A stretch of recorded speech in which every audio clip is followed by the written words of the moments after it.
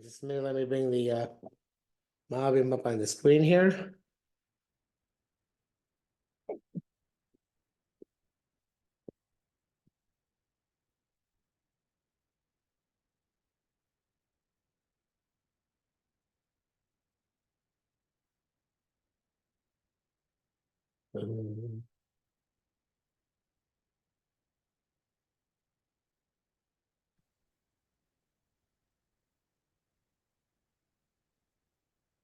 Okay, so just want to I want to give a heads up that the the Zoom system has been acting up and cutting off randomly, kind of before the 40 minutes are over.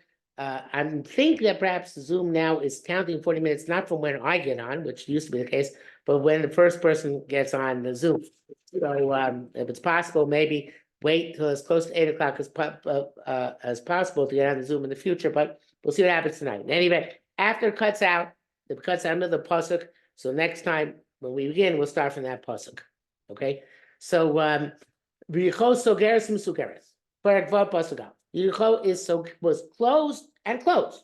It's kind of weird, right? Sogeres umusugeres, right? Sogeres is act. It was closed in. Musugeres means passive. It was closed. Because on account of Bnei Yisrael, ein yotzei ve'ein ba. Nobody's going in and nobody's going out. So it's a little bit difficult what exactly that means, right? There's double language. So before we get to the Malbim, let's get to the Gimel. But Vayomer Hashem al Yehoshua, Hashem says to Yehoshua, Re'ein asati b'yadcha Yericho v'es melachah. Look, I gave it to your hands Yericho and its king. So again, it's a little bit of a question. Okay. Why mention the king separately? Just say Yericho. Why does it say Yericho and its king? Kiborei Achayim. And it says, and they're very powerful people, right? They are great heroes.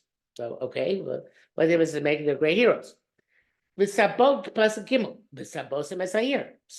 the city. In other words, go around it. All the soldiers.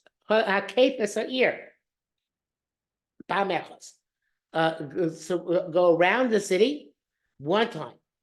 You should do this the entire 6 for once a day for 6 days. So again, there's redundancy here. It says v'sabosim esayir, means to go around the city, saviv, right around, and it says hakef esayir, which also means to go around the city. So why does it have to say the same thing twice? And that question the Malbim actually points out here. It says, I'm not sure why he doesn't point out the other ones. He says in Pasuk Gimel, Madua kafal v'asi bosem hakef. Why do you say this redouble language, both v'asi bosem and hakef? One of them should be good enough. Why bother with both? Okay, so let's see the Malbim again. Pasuk Aleph. Yericho. Atop of Shema Yisrael and abortion by love idea for malach. So the first time we learned that the malach appeared and basically didn't say anything except take off your shoes. And the way the Malbim understands that means that was the preparation to the nevuah, which now begins. Pasuk Aleph. And this nevuah that Yericho sheshama Yehoshua v'choshe machshavos l'kavsha. Yericho, where Yehoshua was at that time, and he's trying to figure out how to conquer the city. Obviously, he doesn't know that there's going to be miraculous. He's thinking, how am I going to attack them? How am I going to find a weak point? How am I going to get into the city? So Yehoshua is in planning stages. Haisa sugeres mikvar. It was the way Malbim learns it. It closed itself off before. V'ata now misugeres mechuzekes yosef. It's even more closed off. Mibnei bnei Yisrael. So what it's the way the Malbim is, why is the double language here? Yericho was always a city which was surrounded by a wall. You know, many halachas in the Torah have to do with an ir hamukefes choma me'emos Yehoshua ben Nun, a city which is surrounded by a wall from the time of Yehoshua ben Nun. For example, we read in Megillah on the 15th day of Adar, Shushan Purim, in a city which is mukefes choma me'emos Yehoshua ben Nun, a city which had a wall from the time of Yehoshua, from the time of Yericho. So Yericho is regarded as a classic example of a city guarded by a wall. perhaps the most classic example which we have. Okay, so it says Yericho always had a wall, was a very strong fortified city. That's why cities had walls, to fortify them, to strengthen them, to keep out the enemies. But now, says the Malbim, now it's Mesugeres and Mechuzekes Yosem Ibnei Bnei Yisrael. They fortified the fortification of Yericho because they were directly afraid of Bnei Yisrael, who they knew were about to attack. Bechoma with a wall, Lasayin doors with riach and bolts to hold them shut. V'gam lo matzu ish Yiream es mavoyer k'moshe yabaluz. So this is a pasuk in Shoftim where it says ish Yiream is kind of the people who are supposed to scout out things like spies. So they couldn't find how to get into the city. That's the fascinating thing the Mom was saying in Mesugeres, another pshat Mesugeres. Mesugeres means it's closed off. Mesugeres means it's completely closed off. What's the difference? If you go to a normal city which is closed, you know where the gate is, right? This is the place to go in, right? So in a city which is Mesugeres, means you can't even know where to get in. It's so sealed, as we say in English, hermetically sealed. It's completely sealed. Nobody knows where to get in. And why is that? How can they conceal where to get in, how to get in, how to get out? So he tells you know why? Because ki ein yotzei vein ba. Normally, what is it? How do you spy out a city? How do you scout out? Okay, how can I get in? Where's the easiest place to conquer from? Because I see people coming in the city, people going out of the city, coming into the city, and I say, oh, that's the entrance place. That's where I can get in. That's where we can attack. But Yericho, they're very careful. Ein yotzei vein ba. Nobody left. Nobody came in. So nobody could tell where the weak point was in the wall, where they could attack and where they could get in. So that's, Sgura, it was closed from before. They had a very powerful wall. Mesugeres means they closed it off even more, so that nobody, because they're afraid of Bnei Yisrael, so nobody was going in, nobody's coming out, so Bnei Yisrael should not know a weak point where they could attack. Okay. Vayomer, V'oz Amar Hashem Elav. So Hashem said to them, Shebechozos, detain Yericho biyado. Nevertheless, I'm going to give Yericho into your hands. The Gamis Malkov Litzvav. So, and also its king and its armies. Hagam Shem Gibore Chayil, even though they're very powerful. Below Bekoach Hagever, not because I'm going to make you, Yehoshua, and your army more powerful. Like B'derech Hanes. It's going to be a miracle. So the way he's learning it, and you probably can learn pasuk differently, but he's learning it, is that the city itself was strong. But besides that, there were strong people inside. And this relates back to a pasuk in Chumash. There's a pasuk in Chumash which says it's a Rashi in Chumash, should say, by Sichon. It says that Sichon was a powerful warrior and he was in a powerful city. And Chazal say, were Sichon, the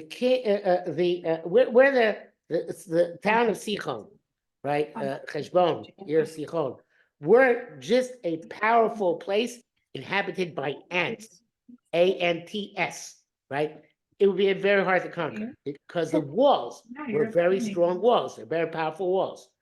And we're in an open city with no walls, but it had those people, that army inside it, it'd be very difficult to conquer because the army was a very powerful army.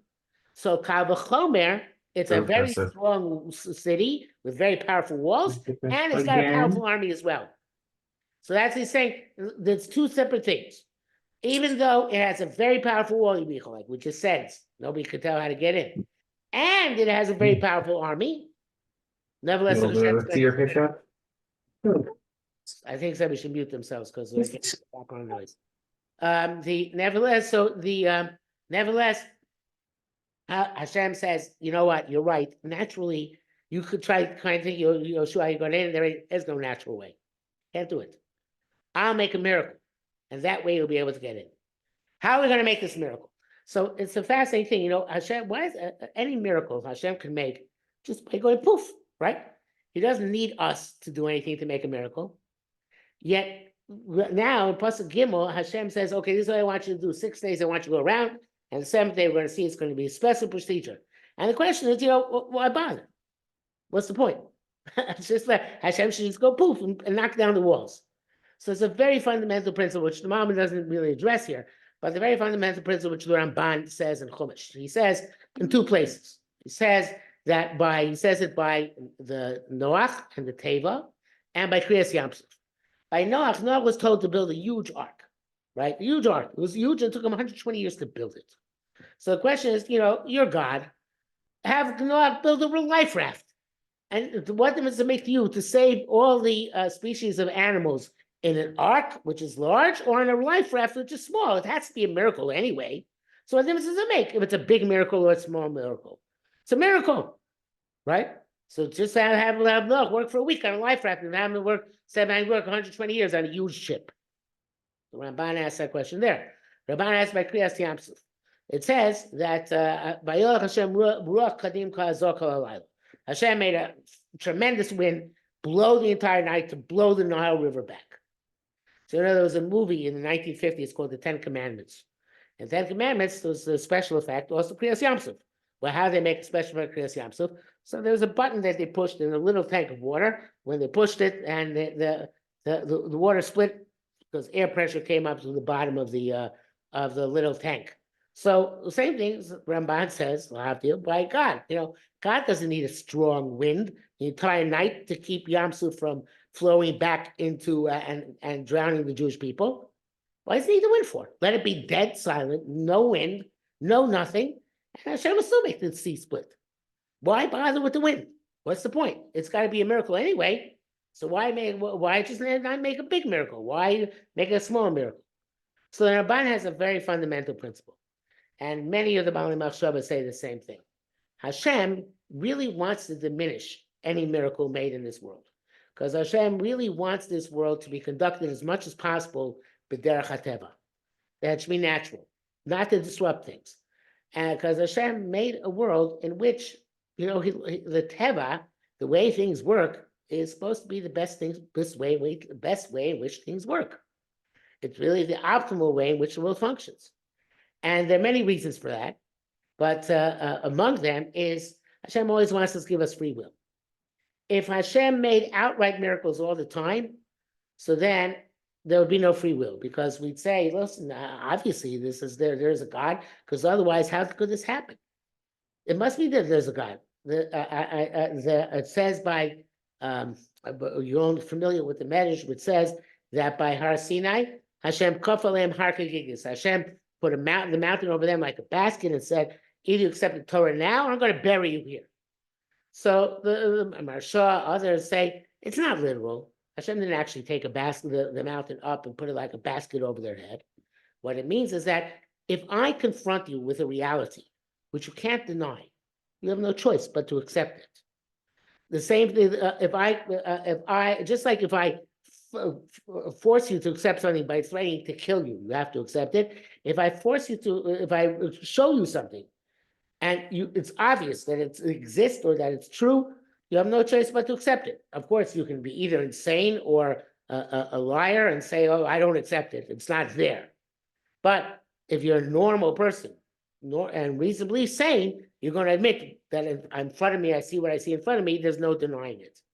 So that deprives the person of free will. That means that a person has been shown the way and shown what's true beyond a shadow of a doubt. And Hashem wants us to have free will. Hashem does not, and that's why Hashem does not make miracles ever again in history like he made by Har Sinai, because that would deprive us of our free will. I don't know if the story is true or not. I really don't know. But they tell the story that Rabbi Chonan Wasserman, who was the Talmud of the Chafetz Chaim, every Purim used to tell you over a story in which he saw the Chafetz Chaim remove a dibuk from a young girl. A dibuk is supposed to be a soul which is floating around in the air because it wasn't zoche to get into Shamayim or into Gehenna. It wouldn't get, in order to get into Gehenna, you have to have a special schus that you're worthy of a kapara. This soul did not have, that was not worthy. So it's floating around looking for some way to come to a rest, and it takes hold of another body. That's what's called dibuk. Devik means to stick on, to be gluey. So this neshama of this soul, which is a lost soul, clings to the body of a live person and takes hold of it. So it's Rabbi Chanan said that he saw the Chafetz Chaim talk to a dibuk and make it leave this young girl's body. Somehow this dibuk took hold of the young girl, and the Chafetz Chaim came, spoke to it, and made it leave. So according to the way the story goes, and again, I don't know if it's true, but it's a cool story. They say Rebbe Chanan said this over in Purim, and every year he used to say, from the time I saw this, I have no reward on believing in Hashem. Because once you see the spiritual world in front of you, and you see that there's something like a dibuk, and you see the Chofetz Chaim talking to the dibuk and removing the dibuk, then for sure you have to believe. What choice do you have? Obviously, it's true. There must be a God, there must be something that created the dibuk, right? So therefore, at that point, you don't have a choice to believe, says Rav Chanan, and I can get schar for other things I do in this world. Not just because I have complete clarity about one thing doesn't mean I have clarity about everything, right? It means I have one thing I have clarity, which I don't reward for. But everything else, I can still get reward for. But that one thing, Emunah and Hashem, no reward. And the same with Bnei Yisrael and Har Sinai. Once they got this revelation, once everything was revealed to them, they have no reward for Emunah anymore. It's not a test. You only get reward for a test which you successfully pass. It's not a test, you don't get rewarded. So therefore Hashem said, okay, I'm only doing this once in history. So therefore, every miracle Hashem makes in a way that's possible to deny. And or requires not, it's not completely supernatural. There's some natural element to it. So there'll be some free will left that a person could say, you know what, maybe when they saw because they went around the wall, they did something, and that's why the wall came down. And not because Hashem made a miracle, but rather because that the Bnei Yisrael did something. So Hashem, that's the Ramban's principle. Hashem tries to do things. Of course, since the Hashem, he can't do things, but derech hateva, in a natural way, as much as possible. Okay, so that's why Hashem says here, go around the city for 6 days. 7th day, we're going to make even a bigger thing, and that's how we're going to conquer the city. Okay, so but the Malbim focuses on something else here. The Malbim says, "V'sabosem, you go around Veloshi Seva Aaron im Yehoshua levad." Not that the Aaron should go around with Yehoshua himself. In other words, that just Yehoshua, because it could be that Hashem's telling him, you know, Yehoshua, you go around with the Aaron, and everybody else can stay out of it. So you can stay home. Again, Hashem has to make a miracle. Why does he need all the soldiers to go around? Let him just have Yehoshua walk around with the Aaron, and that'll be fine. That'll do the job. So Hashem says, no, it's not good enough. I don't want you just to go around yourself with the Aaron. It says, everybody in the army has to go around. Yeshav Del, Hekef, sorry, says Yeshav Del ben Sibu ben Hekef.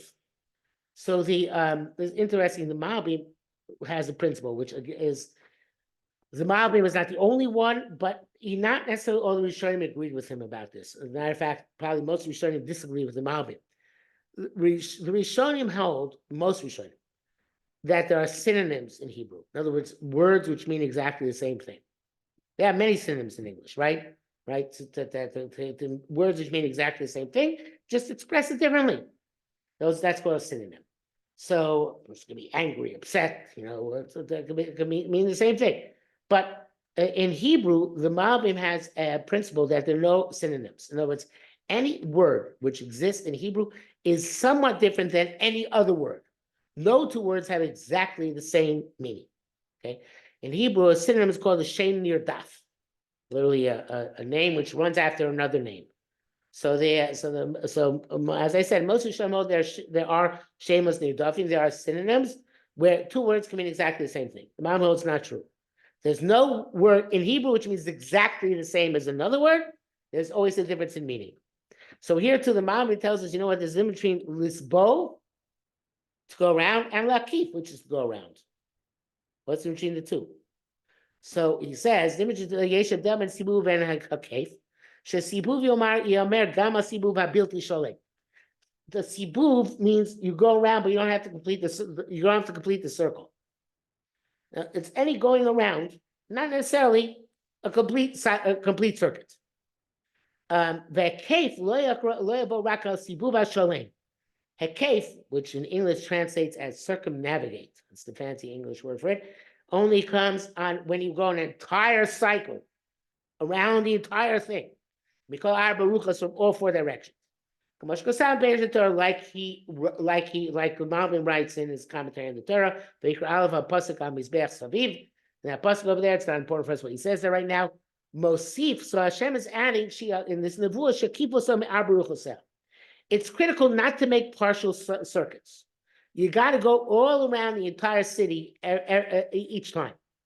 Okay, so again, this is somehow part of the way Hashem wants a miracle to be done, that you should go around the entire city, and that way, whatever's going to happen is going to happen. If you only make a partial circuit, or only you and the Aron go, it's not good enough. All the army has to go around an entire circuit of the city. Right? We'll see this point, how this point develops later on. Okay, let's go to Pasuk Dalet. If I'm going too fast, stop me. If you have any questions, stop me. Okay. The Shiva Kohanim Yis'u Shiva Shofaros Hayovalim Lifnei Aron. 7 Kohanim should carry 7 shofaros of Yovel of rams in front of the Aron. Every day, there should be 7 Kohanim walking with these 7 shofaros of ram's horns in front of the Aron. Uvayom Hashvi, on the 7th day, Tasobo Seir Sheva Pamim, goes 7 times around the city. But Kohanim Yitkuba shofaros, and the Kohanim every day they would blow the shofar. Let me just see the questions here. Yeah, no, it's the next pasuk.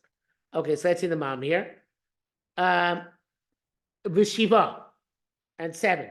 Hachalut falach lifnei Kohanim. There was we didn't see this, but it said in the Chumash it says that the Bnei Gad and Bnei Ruvain and Chatzi Sheva Menashe, the ones who were lived in Aver Yarden on the other side of the Jordan River, they promised that they would go as the vanguard. Vanguard, as fancy English words means the people who go first. They'll go as the vanguard in front of the rest of the army. They were called the chalutz. Chalutz means the ones who go in front. In modern Jewish history, the chalutzim were the early Jewish settlers of the land of Israel in the 19th and 20th century who went first before any other Jew. And they were the ones who were the pioneers, right? So here too, the pioneers were Reuven, the soldiers of Reuven, Gad, and Chatzi Menashe. So they went first. After the chalutz, after them came the Kohanim. That's what he says here. B'shiva, hachalutz halach lifnei Kohanim, v'Kohanim b'shofros achrei hachalutz. And the Kohanim and the, should I close the door? Okay, thanks. And the Kohanim would follow the pioneers in lifnei Aron, in front of the Aron. Much cause the pasuk text explain more about it. V'Kohanim yitku, the Kohanim should blow. All 7 days.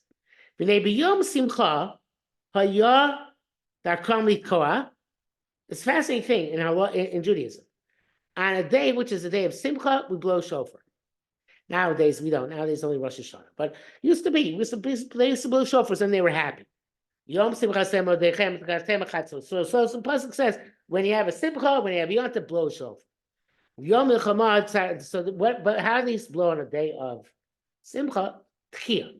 Remember, Tchiyah is a single blast. Straight, no interruption, right? Uv'yom Milchama Latzar, when they fight against an enemy, they'd also blow shofar. But Hayada Kam La'Riyah, they would blow a trua, right? The staccato, type of blowing, not a straight, simple sound. Like it says in the Torah, if war comes in to your land, right? So, nor on a day of war, you should do a trua.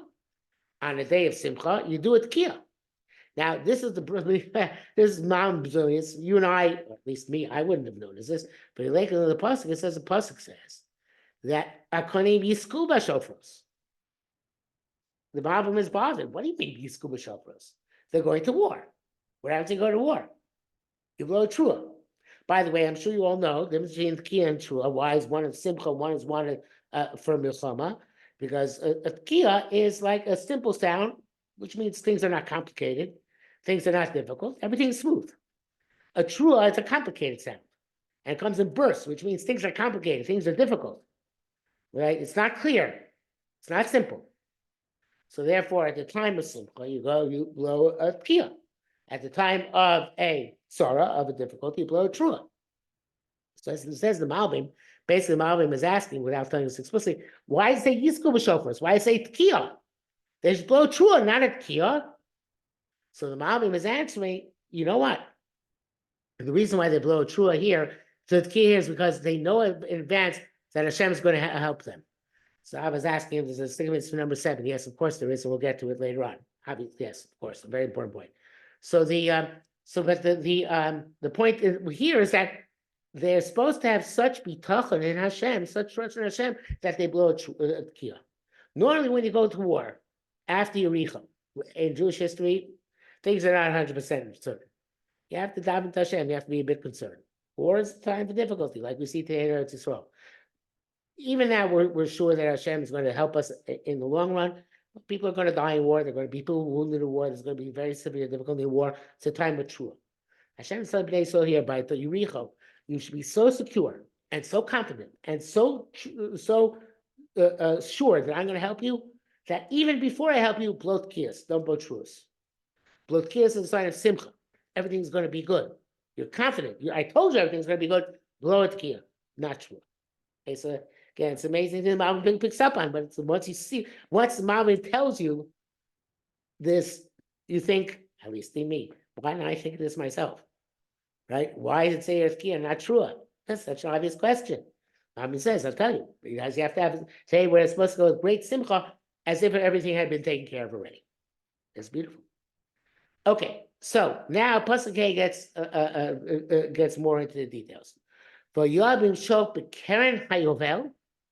So now, and now it's going to be a little more. It's going to be complicated here. When you blow the Keren Hayovel.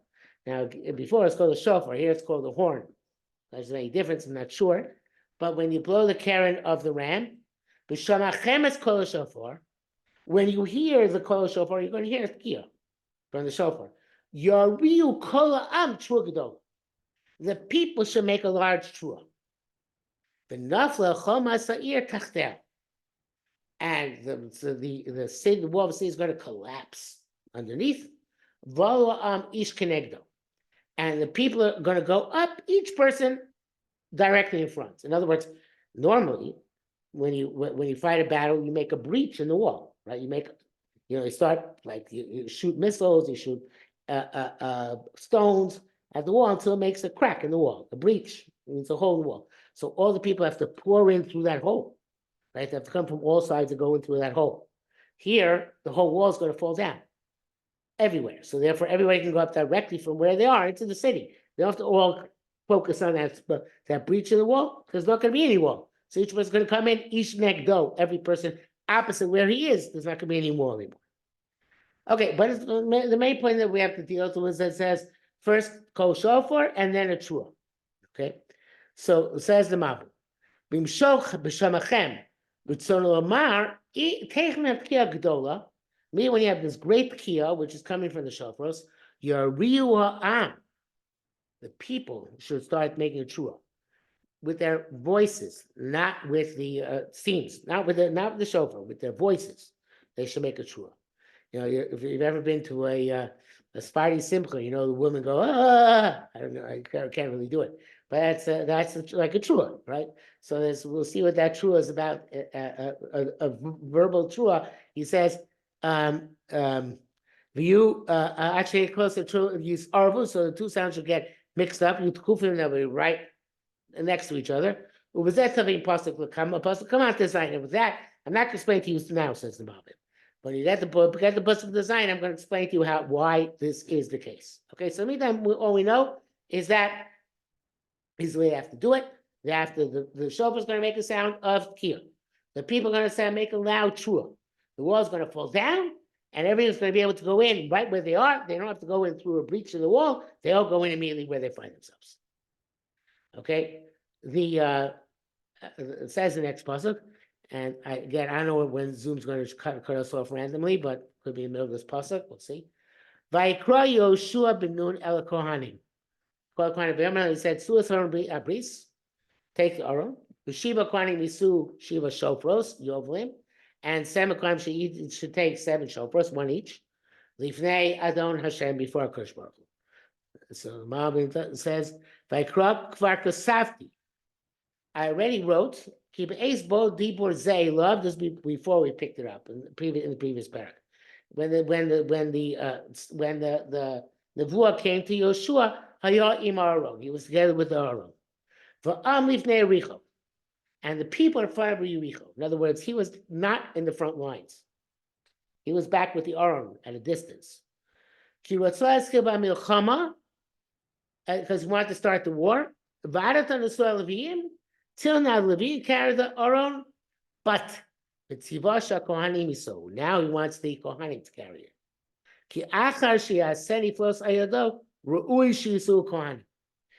Am Yisrael, when they travel in the Midbar, the Aron was carried by the Leviim. When Am Yisrael goes into war, when they take the Aron with them, then the Kohanim are supposed to carry the Aron. Why the switch?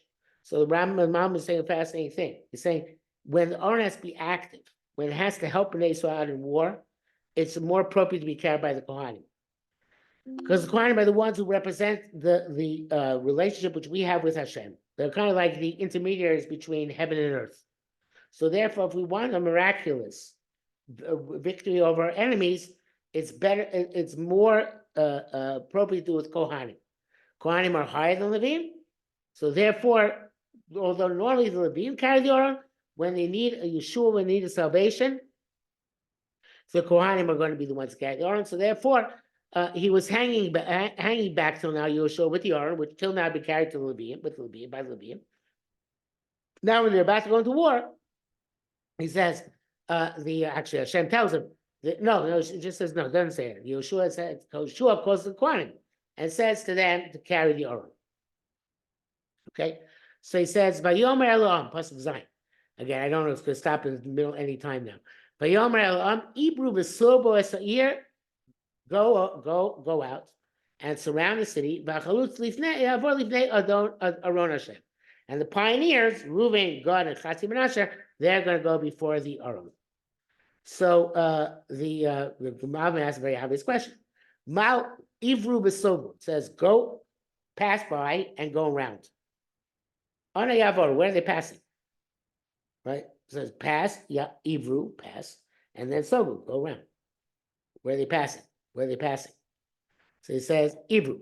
Kitami alach Aron barosh ha'am. The Aron always went in front. Mamish in front, in the midbar. It says, in the whole, in Parshat Balweiser, it talks about the Hebrew, so Aron, the Aron goes in front of Bnei Yisrael. Nothing goes in front of the Aron. The Aron goes first. And here the Chalutz is going in front of the Aron. The pioneers go in front. But Tani Tztavu, now they're commanded, Yericho lifnei Aron, lifnei Aron. And the people's going in front of the Aron. L'chein amar, therefore it said, evil lifnei Aron. Go in front of the Aron. It's a special, things are changing. Right now, the Aron doesn't go in front, you go in front. Now, what he's going to say it's a long explanation here, so I'm not going to try and finish it out, but I want to say my own explanation. The next week, we'll see Mr. Hashem his explanation. My explanation is that in the midbar, everything was miraculous. And therefore, the Aron will always went in front to symbolize that everything is a miracle. Everything Hashem does for you. That was the unique way they lived in the midbar. When they enter Eretz Yisrael, Hashem's telling you, no, it's not like that anymore. Now on, in Eretz Yisrael, things are going to be more natural. And therefore, if the Aron would go in front, that would symbolize everything being miraculous. If part of the Jewish army has to go in front of the Aron, so that symbolizes that we have to act on our own first. Like God helps those who help themselves. So Hashem is saying, the Aron doesn't go first anymore. First somebody Yisrael go, and they start the way. Then the Aron comes, because you started, and then afterwards the rest of the Yisrael come. But the Aron is no longer in the front, it's in the middle to show that until now everything was B'nais, now it's not everything B'nais anymore. Now B'nai Yisrael have to contribute as well. Okay, we have about a minute left, so I think it was a good place, even though it doesn't cut us off, so we'll stop here. And Mir Hashem, next time we learn, we'll pick up and start with the Malbim again from the beginning of pasuk Zayin. Thank you, girls, for coming. See you Mir Hashem tomorrow. Have a great night. Thank you. Thank you. Thank you. Thank you. Thank you. Thank you.